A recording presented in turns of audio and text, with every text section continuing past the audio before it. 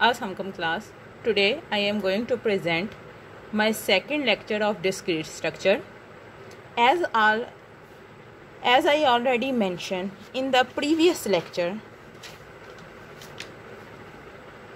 that I am going to discuss the topic of different type of set representation, definition of different types of sets and subsets. Let's start with set representation.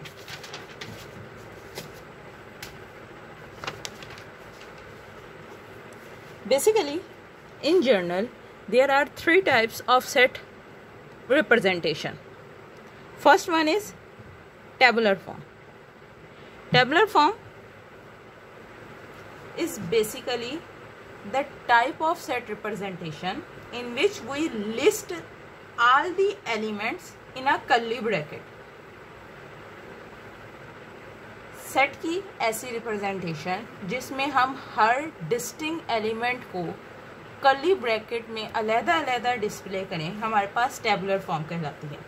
Listing of members of the set. सही, members के बारे में हमने last time बताया था कि sets के जो एलिमेंट्स होते हैं, ऑब्जेक्ट्स होते हैं, उन्हें एलिमेंट्स और मेंबर्स कहते हैं. राइट, ओके जी.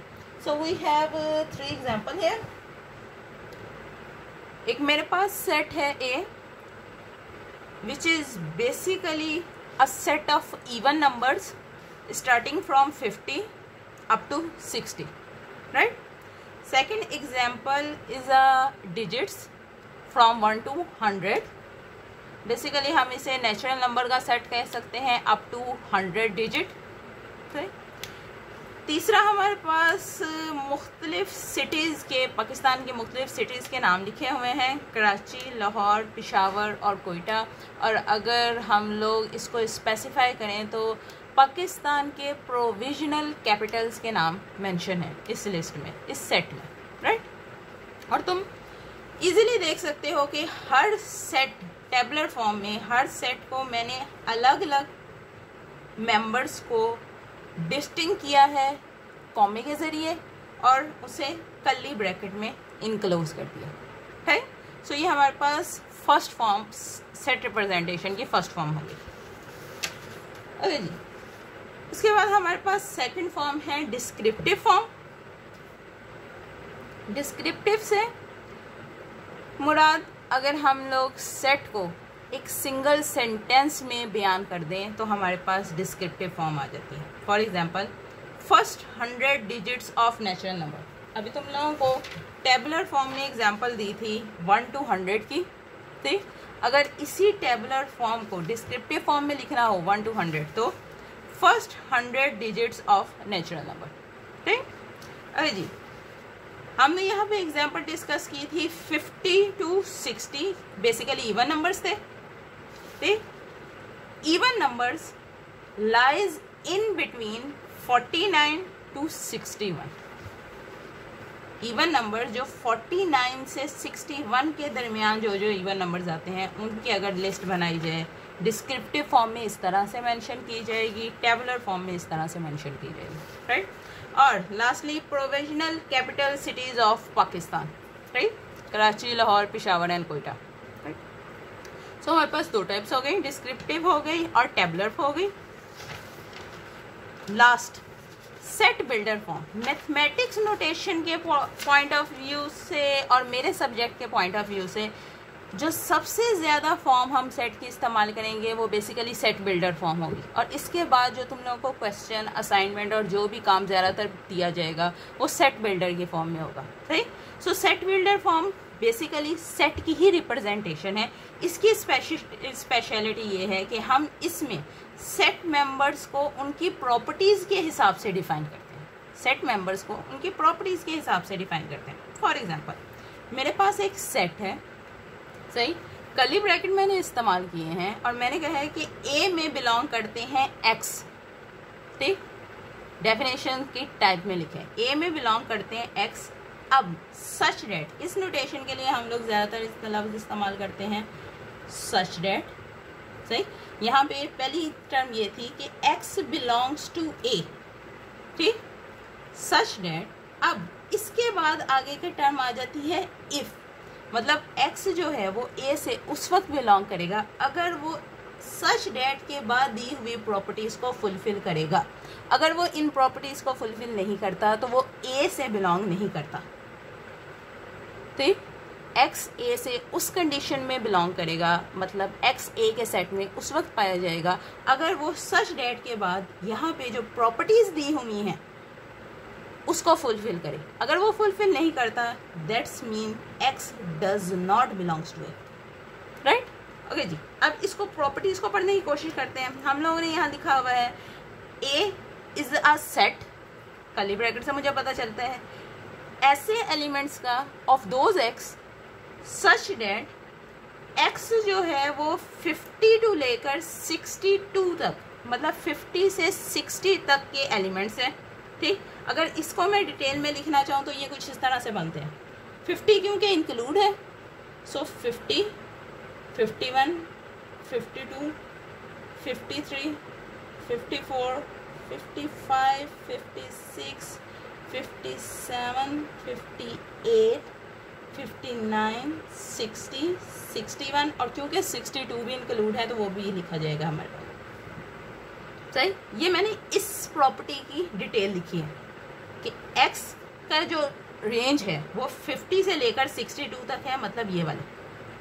ठीक, अगली प्रॉपर्टी उन्होंने क्या कहा हुई है कि x जो है वो बेसिकली इवन नंबर है। सही, अभी हमने 50 to 62 तक सारे एलिमेंट्स लिखे थे, अब हमने इनमें से वो एलिमेंट्स अलहदा करते हैं जो कि इवन नंबर है। अब अगर इसमें से देखें तो 50, 52, 54, 6, 8, 60 एंड 62। अगर इसको मैं अलहदा से सेट की फॉर्म में लिखना चाहूँ सो अगर तुम लोगों को अभी तक समझ आ गया हो वो यही कोई चीज़ बन जाएगी, एक एलिमेंट कम है, वो यही कोई चीज़ बन जाएगी अगर हम लोग इसमें 62 वाला एलिमेंट भी इंक्लूड कर देते हैं क्योंकि हमने यहाँ इक्वल किया है। ठीक, सो ऑलमोस्ट अगर मैं इसको, इस सेट बिल्डर को सिंप्लीफाई करके टेबुलर फॉर्म में लिखूं तो वो कुछ इस तरह से लिखा जाएगा। इसमें एक टर्म एक एक्स्ट्रा ऐड होगी जो कि 62 की होगी, राइट। सो ये हमारे पास बन गई first example of set builder form.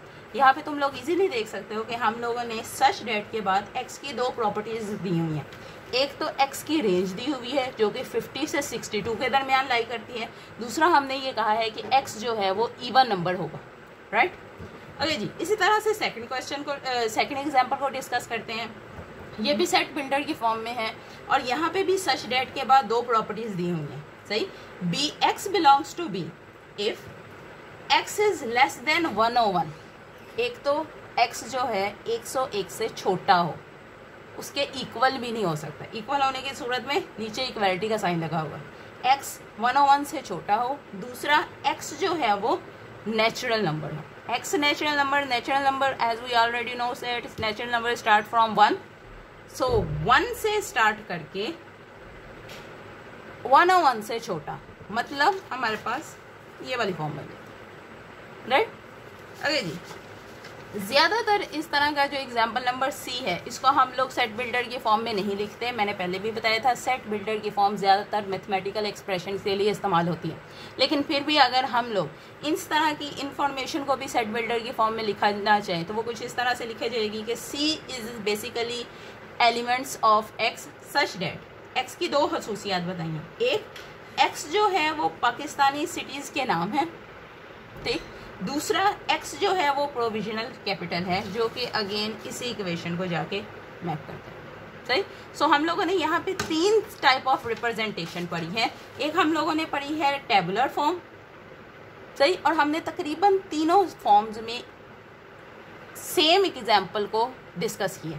पहले हमने ए को डिस्कस किया टेबुलर फॉर्म में, फिर हमने ए को डिस्कस किया, हमारे पास ये आ गया even number lies between 49 to 61 से डिस्क्रिप्टिव फॉर्म में, और देन हम लोगों ने ए को डिस्कस किया सेट बिल्डर फॉर्म में, राइट। आगे जी, सो हमारे पास तीन फॉर्म आ जाती है सेट रिप्रेजेंटेशन की, और जो हम लोगों ने इसके बाद ऑनवर्ड ज़्यादातर इस्तेमाल करनी है वो बेसिकली सेट बिल्डर फॉर्म है, ठीक। It's the most important form, right. Okay जी, इसके बाद नेक्स्ट टॉपिक की तरफ जाते हैं। हम लोगों ने नेक्स्ट टॉपिक जो मेंशन किया हुआ था वो था हमारे पास different types of sets. Common मशहूर जो भी सेट्स की टाइप्स इस्तेमाल होती हैं हम लोगों ने उनको ब्रीफली डिस्कस कर लेना है, राइट। सबसे पहले universal set, the set of all object under the consideration. सही, ऐसा बॉक्स जिसमें से हम अपने टूल्स उठा के उन्हें आगे डिवाइड करते हैं, वो बॉक्स जो है हमारे पास यूनिवर्सल सेट कहलाएगा। ऐसा कॉन्सेप्ट, ऐसा बॉक्स, ऐसा सेट जहां से आगे फर्दर डिवीजन होगी हमारे पास यूनिवर्सल सेट कहलाएगा। सही, ज़्यादातर इसे यू से डोनेट किया जाता है। सही, ये यूनिवर्सल सेट के लिए है। यूनियन का भी थोड़ा बहुत इससे नोटेशन मिलती है, उसका साइज ज़रा छोटा होता है। सही, और इस यूनिवर्सल सेट की सिंपलेस्ट एग्जांपल है रियल नंबर। रियल नंबर हमारे पास ऐसे नंबर्स हैं जो अभी तक हम जिस तरह के भी डिजिट्स नंबर रियल लाइफ में कंसीडर कर सकते हैं, सारे के सारे रियल नंबर से बिलोंग करते हैं। Either these are decimal, rational, irrational, negative, positive, zero, integer, so on.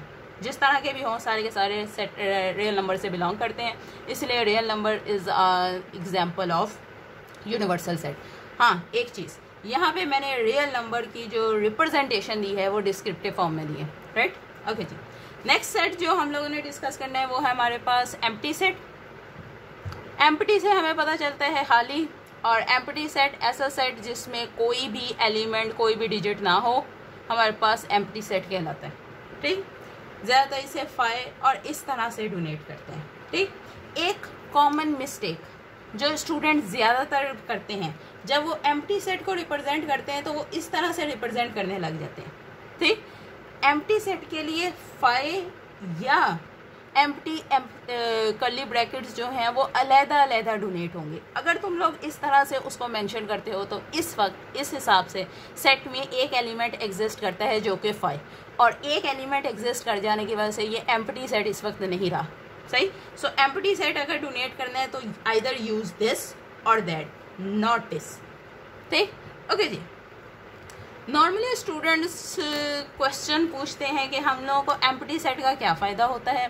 Basically हम एम्प्टी सेट का इस्तेमाल इस तरह से करते हैं। अक्सर स्टूडेंट्स जो है क्लास में लेक्चर अटेंड करने आते हैं, उन्हें कुछ समझ नहीं आती, क्लास में क्या कुछ हो रहा है, क्या समझ आ रही है, क्या मिस कह रही हैं, उनको समझ नहीं आ रही होती, फिर भी वो लेक्चर में बैठे होते हैं और उनको जो सिंपल फ़ायदा, सिंपल बेनिफिट हो रहा होता है वो उनकी अटेंडेंस लग जाती है। एम्प्टी सेट का भी तकरीबन यही वाला हाल है, हाजिरी लग जाती है, बेशक वो कोई काम करे या ना करे, दैट्स इट। ओके जी, अगर एग्जाम्पल डिस्कस करें तो हमारे पास जो एग्जाम्पल दी हुई है वो सेट बिल्डर के फॉर्म में है। सबसे पहली बात, एग्जाम्पल में हम लोगों ने डिस्कस किया है, यहाँ पे मैंने एक्स की सच डेट के बाद 3 प्रॉपर्टीज़ दी हैं।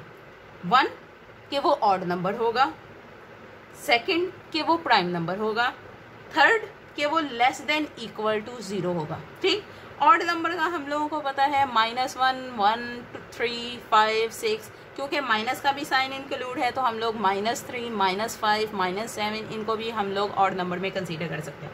मतलब हम लोग ये कह सकते हैं 1 +- 1 +- 3 +- 5 सो ऑन, ये ऑड नंबर हो गए। प्राइम नंबर का हम लोगों को इजीली पता है, ऐसे नंबर जिनका डिवाइज़र जो हो वो या तो खुद हो या 1 हो, सही, वो प्राइम नंबर कहलाते हैं। और दूसरी बात, मिस्टेक ना कोई हो जाए, प्राइम नंबर जो है वो ग्रेटर देन 1 होते हैं। 1 इटसेल्फ प्राइम नंबर कंसीडर नहीं होता। ठीक, सो 1 जो प्राइम नंबर जो होते हैं वो ग्रेटर देन 1 होते हैं। ठीक, सो बेसिकली हमारे पास आ जाता है 2, 3, 4 4 कह रही हूँ 5, 7, 11 सो ऑन, ये हमारे पास प्राइम नंबर हो गए। अगली बात उन लोगों ने कही है x is less than equal to 0।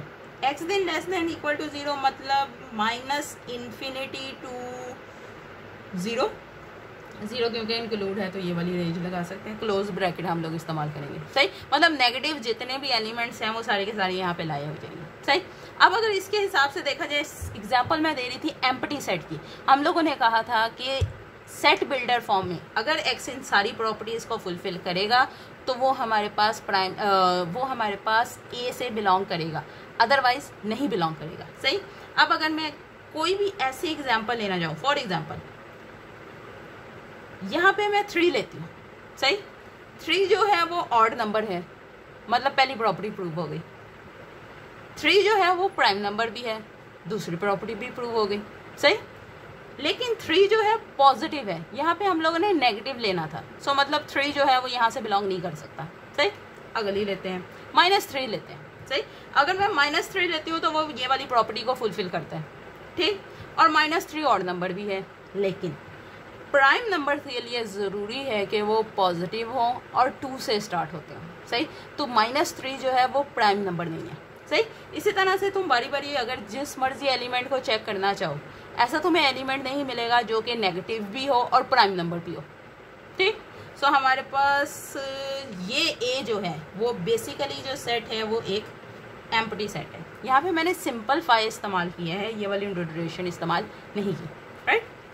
So 2 types हो गए। थर्ड, हमारे पास थर्ड टाइप ऑफ सेट है हमारे पास फाइनाइट सेट। नाम से ही समझ आ रही है, ऐसे सेट्स जिसमें एलिमेंट्स की तादाद फाइनाइट हो हमारे पास फाइनाइट सेट कहलाएंगे, ठीक। काउंटेबल फाइनाइट हो, फाइनाइट सेट कहलाएंगे। फॉर एग्जांपल ए 1 से लेकर बेशक जितना मर्जी काउंट है, लेकिन इसके एंड पॉइंट मौजूद है, बाउंड्री मौजूद है, इसका मतलब ये फाइनाइट है, ठीक। ओके जी, यहाँ पे अगर तुम लोग देखो तो बेसिकली ये मेरे पास सेट डिक्रीजिंग सेट है। For example 98, 99, 100। अगर मैं प्रेडिक्ट करूँ तो इससे पहले वाला 97, 96 रहा होगा, सही, ठीक। अगर डॉट्स पे डिपेंड करूँ तो ये इनफाइनाइट सेट हो सकता है, मतलब फाइनाइट के बारे में मुझे डाउट है। लेकिन इससे नेक्स्ट जो हम लोगों ने नोटेशन इस्तेमाल किया है, अभी की हमने सबसेट यूज़ नहीं किया, डिफाइन नहीं किया, लेकिन फिर भी यहाँ पे इस्तेमाल कर रहे हैं। इसका मतलब है हमारे पास सबसेट, और यहाँ पे हम ये कह रहे हैं कि बी जो है वो बेसिकली n का सबसेट है, मतलब b को जो है मैंने n से उठाया हुआ है, और अगर b को n से उठाया हुआ है तो n में सबसे छोटा एलिमेंट जो होता है वो 1 होता है। इस हिसाब से जो इसका सबसे छोटा एलिमेंट होगा वो 1 होगा, सही। और क्योंकि मुझे बाउंड्री, इसकी एंड पॉइंट, स्टार्टिंग पॉइंट और एंड पॉइंट पता है, तो ये एक फाइनाइट सेट है, राइट। क्योंकि मैं इसके एलिमेंट्स के काउंट दे सकती हूँ, ठीक। ओके जी, इनफाइनाइट सेट, सिंपल केस, ऐसे सेट जो कि नॉट फाइनाइट हो, सही। A set which is not finite is called infinite. और इसकी 2 एक एग्जांपल दी हुई हैं। सबसे पहली एग्जांपल रियल नंबर, पता ही नहीं कितने नंबर हैं। Second, you can easily see that. अगर इसको वर्डिंग में लिखा जाए तो basically it is a set of integers, positive और नेगेटिव, राइट। ओके जी, नेक्स्ट इक्वल सेट। ओके जी, 2 या 2 से ज़्यादा सेट्स आपस में इक्वल उस वक्त होते हैं if they have the same elements, ठीक। मतलब ना सिर्फ दोनों सेट्स की तादाद सेम हो, बल्कि उनके अंदर जो एलिमेंट्स हैं वो भी एग्जैक्टली सेम हो, तब हम लोग उनको इक्वल सेट कहेंगे। जैसे कि ये 1 2 3 3 1 2। लास्ट डेफिनेशन में हम लोगों ने डिस्कस किया था कि सेट में ऑर्डर मैटर नहीं करता, मतलब 3 की लोकेशन अगर चेंज भी हो रही है तो फ़र्क नहीं पड़ता। यहाँ पे भी एग्जैक्टली 1 2 3 एलिमेंट्स थे, यहाँ पे भी एग्जैक्टली 1 2 3 एलिमेंट्स थे, दोनों का काउंट भी 3 था, इसलिए ये इक्वल सेट है। सेकेंड वाला इक्वल नहीं है क्योंकि वहाँ पे 2 फर्स्ट वाले सेट में मौजूद है, सेकेंड वाले सेट में मिसिंग है, सो वो 2 सेट इक्वल नहीं है। ओके जी, सबसेट की बात हम लोगों ने कही थी। ओके जी, मेरे पास कोई सेट है, लेट्स से बी का नाम दे देते हैं, सही। मेरे पास कोई सेट है बी और उसमें मुख्तलिफ एलिमेंट्स पड़े हुए हैं जिसे हम सेट मेंबर्स का नाम देते हैं, सही। ब्लू डॉट्स को मैंने सेट एलिमेंट्स के तौर पे डोनेट किया, ठीक। अब इस बी में मैं एक ख़ास पोर्शन लेती हूँ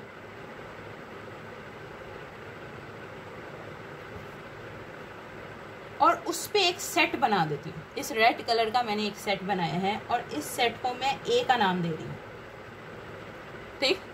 फिर से सुन लो, मेरे पास बी सेट था जिसके मुख्तलिफ एलिमेंट्स थे जो ब्लैक डॉट से मैंने ओवरऑल जो है पूरे सेट में डिफाइन किए हुए थे, ठीक। उसके बाद मैंने कोई ए सेट लिया जिसमें मैंने 1 2 3 4 एलिमेंट्स लिए और उस सेट को ए का नाम दे दिया, ठीक। अब अगर बज़ाहिर देखो तो ए जो है वो कम्प्लीटली बी के अंदर लाई कर रहा है, ठीक। अब डेफिनेशन की तरफ चलते हैं।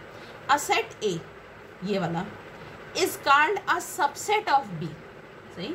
ए जो है वो बी का सबसेट कहलाएगा if and only if every element of A is also an element of B. अगर ए के सारे एलिमेंट्स बी से बिलोंग करते हैं, सही।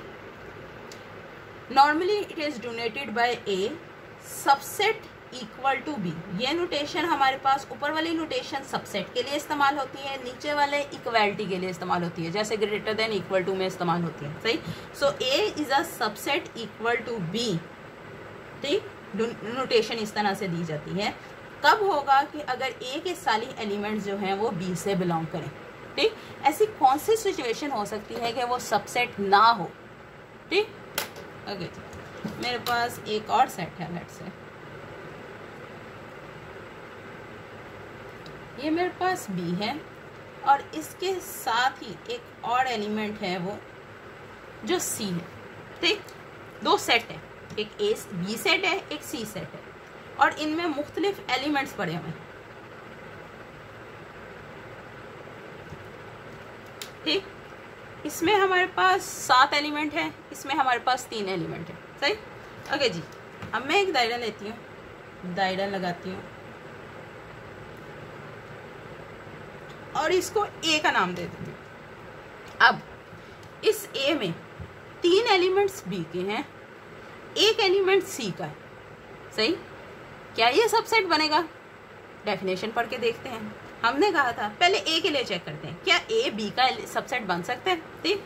चेक करते हैं। A is a subset of B if and only if every element of A का हर एलिमेंट, ए में 4 एलिमेंट है, is also an element of B. Check कर लेते हैं, ये वाला बी में मौजूद है, ये वाला भी मौजूद है, ये वाला भी मौजूद है। ये वाला जो एलिमेंट है वो बी से बिलोंग नहीं करता लेकिन ए से बिलोंग कर रहा है, सही। क्योंकि ये एलिमेंट बी से बिलोंग नहीं करता, इसका मतलब जो है ए जो है वो बी का सबसेट नहीं है, ठीक। चलो, बी का नहीं होगा, सी के लिए चेक कर लेते हैं। क्या ए जो है वो सी का, क्या ए जो है वो सी का सबसेट है, ठीक। फिर से डेफिनेशन करते हैं। वो ए जो है वो सी का सबसेट उस वक्त बनेगा जब ए के सारे एलिमेंट सी में मौजूद हों, जबकि यहाँ 3 का मसला आ रहा है। इसका मतलब A is not a subset of C. मतलब अगर ए का एक भी कोई एलिमेंट ऐसा है जो बी से बिलोंग नहीं करता तो ए जो है वो बी का सबसेट नहीं होगा, सही। इसका mathematical expression, for all x belongs to A these x must also belongs to, must belong करना चाहिए, राइट। ओके जी, सबसेट की आगे हमारे पास प्रॉपर्टीज हैं 2। Empty set is a subset of any set. Empty set हम लोगों ने कहा था phi is basically a subset of S. जो मर्जी सेट हो, empty set always a subset of S, ठीक। Second, any set S is a subset of itself, that's it, right. Okay जी, टाइप्स ऑफ सबसेट हमारे पास subset types हैं। 2 types होती हैं हमारे पास। एक होता है प्रॉपर सबसेट, एक होता है हमारे पास इम्प्रॉपर सबसेट। अगर तुम लोग यहीं पे देखो, यहाँ पे मैंने दोनों जगह पे ये नोटेशन जो है वो सबसेट के लिए इस्तेमाल की है, लेकिन एक जगह मैंने इक्वालिटी की नोटेशन लगाई है, एक जगह इक्वालिटी की नोटेशन नहीं लगाई। ये बेसिकली 2 टाइप्स हैं, सही। अब ये कहाँ कहाँ लगती है? Proper subset, a set A is set to B a proper subset of B, सही। ए जो है बी का प्रॉपर सबसेट तब कहलाएगा, पहली बार A is a subset of B. सबसे पहले तो ए बी का सबसेट है, मतलब ये वाली प्रॉपर्टी प्रूव हो, A is a subset of B. Second, A is not equal to B, A is not equal to B, सही। सबसेट होने के लिए जब जो लास्ट हम लोगों ने टॉपिक डिस्कस किया है सबसेट की डेफिनेशन, उसमें हमने कहा था सबसेट होने के लिए एक प्रॉपर्टी चाहिए कि ए के एलिमेंट्स बी से बिलोंग करें, A is a subset of B, सही। लेकिन प्रॉपर सबसेट होने के लिए सबसेट के साथ साथ नॉट इक्वल भी होना जरूरी है, सही। नोटेशन उसके लिए प्रॉपर के लिए क्या होती है? A is a subset of B, equality का साइन नहीं आता, ठीक। ओके जी, इस एग्जाम्पल को डिस्कस कर लेते हैं। मेरे पास एक सेट है 1 2 3 4 जो कि टेबुलर फॉर्म में था, और एक मेरे पास सेट है बी जो कि सेट बिल्डर फॉर्म में है, सही। यहाँ पे W जो है वो होल नंबर के लिए मैंने इस्तेमाल किया। ठीक, हम लोगों ने यहाँ पे B की डेफिनेशन दी है। B की डेफिनेशन को टेबुलर फॉर्म में लिखने की कोशिश करते हैं। हम लोगों ने कहा है कि A 1 2 3 4 है और B जो है वो बेसिकली होल नंबर है। होल नंबर जो होते हैं वो 0 से स्टार्ट होते हैं। सो 0 1 2 3। और यहाँ पे X की दूसरी प्रॉपर्टी क्या है कि वो लेस देन इक्वल टू 4 हो। सही, मतलब 4 इंक्लूड हो सकता है। सो हमारे पास ये आ गया। सही, अब ये A सेट है, ये मेरे पास B सेट है। ठीक, अब सबसे पहली बात ये चीज़ पर चेक करते हैं कि क्या A B का सबसेट है। सो A के एलिमेंट्स जो हैं वो सारे के सारे B में मौजूद हैं। सही, so A is a subset of B। Secondly, क्या A और B इक्वल सेट हैं? So the answer is no, because 0 belongs to B but 0 does not belongs to A। 0 जो है वो B से बिलोंग करता है, A से नहीं बिलोंग करता, which implies that A is not equal to B। अगर एक भी एलिमेंट हमें मिल जाए तो वो हमारे पास नॉट इक्वल आ जाता है। सही, सो यहाँ पे A B का सबसेट भी है और A और B आपस में इक्वल भी नहीं है, विच implies that A is a proper subset of B, which implies that A is a proper subset of B। इसलिए ये वाली नोटेशन आएगी, इक्वलिटी की नोटेशन नहीं आएगी।